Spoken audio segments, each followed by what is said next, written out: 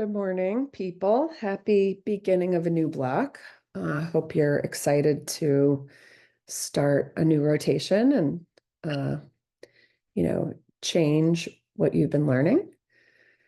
So I want to talk today about something that I think is really important for our success in veterinary medicine, and that is our ability to negotiate crucial conversations.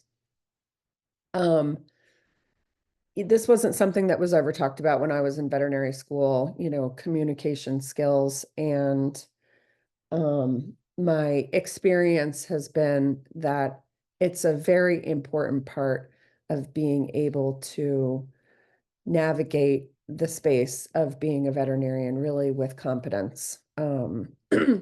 So in the email, I'm going to link the book, Crucial Conversations, which was really written for the business space. But again, I think there's a lot of applications to veterinary medicine. So when you have more time on your hands, because I'm sure you don't have any extra time for pleasure reading, but if at some point you're interested, I suggest reading it because it's really meaningful.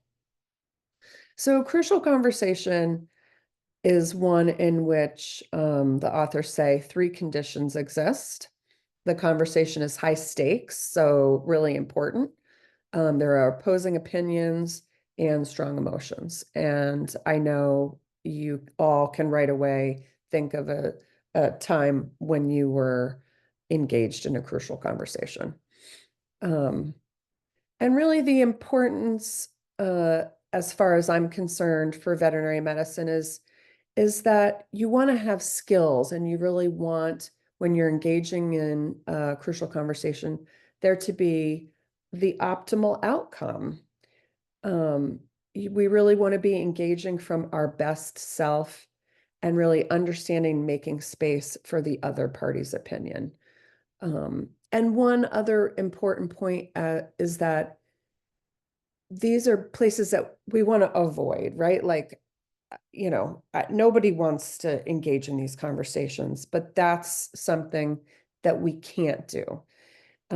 Especially if you're a leader, you're in a leadership position in an animal hospital or in wherever you're going to be working, you have to be able to actively engage in these. So, owning my own practice and being a boss, I had to get good at having these conversations and not avoiding difficult ones. So I'll just put that out there. So, again, it's some of the benefits of being able to engage in these is, we're finding common ground. I just want to put that out there. Something that really helped me is rather than looking at the crucial conversation or the difficult scenario from a battleground perspective, which is what I did for a long time. I looked at this as I'm right, they're wrong. Let me prove why I'm right and why they're wrong. And, let me go to battle. If you can just shift the energy to one where there's a common ground, there's a place where both of your interests lie, like in the example of a employee that I might be having a difficult time with. It's, we both want optimal functioning at the animal hospital. From the perspective of a disgruntled client, we both want what's best for the animal. So if you can just keep that in mind, rather than this, I'm on this side and you're on this side perspective, it kind of shifts the energy a little bit. And then another important point, um, and I've talked a little bit about this before, is becoming reintegrated. And that's a term that I've learned in my master's program. It's really the integration of all of the parts of your brain. So when we're really heated and really emotional, the prefrontal cortex comes offline. That's our fight or flight, with the cortisol going and all of our, adrenergic hormones. So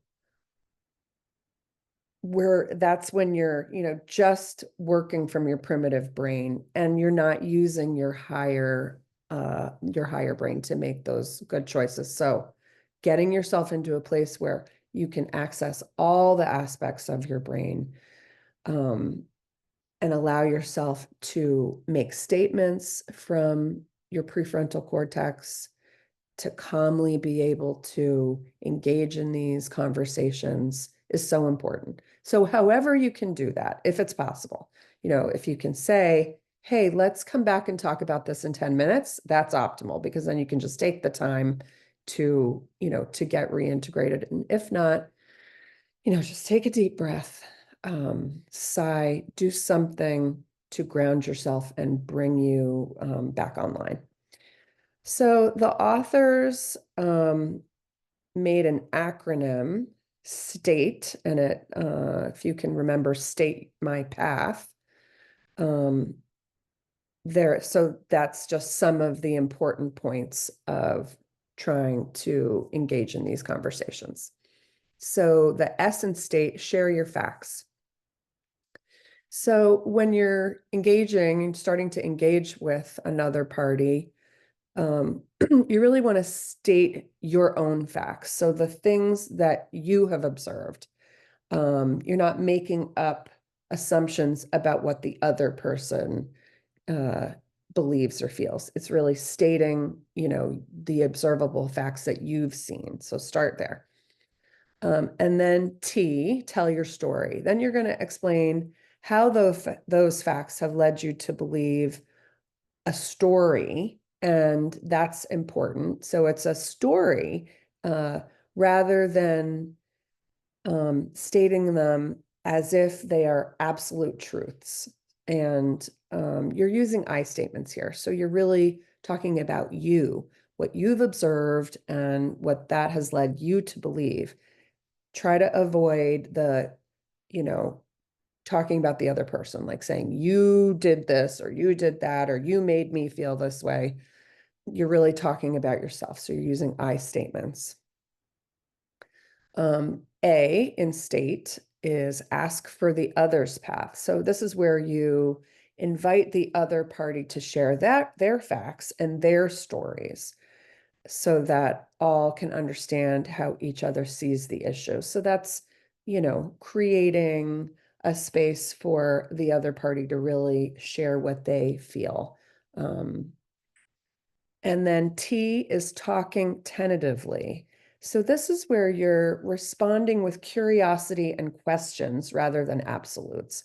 And that's where I needed a shift in that. And again, that for me is getting away from that black and white, I'm right, you're wrong, and let me prove why I'm right space, to questions and curiosity and avoiding absolute statements.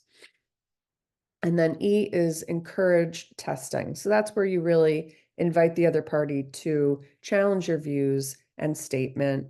And that's maintaining an energy of safety and growth and a shared pool of meaning. So, again, to me, it's so much more about the energy of a conversation and an engagement.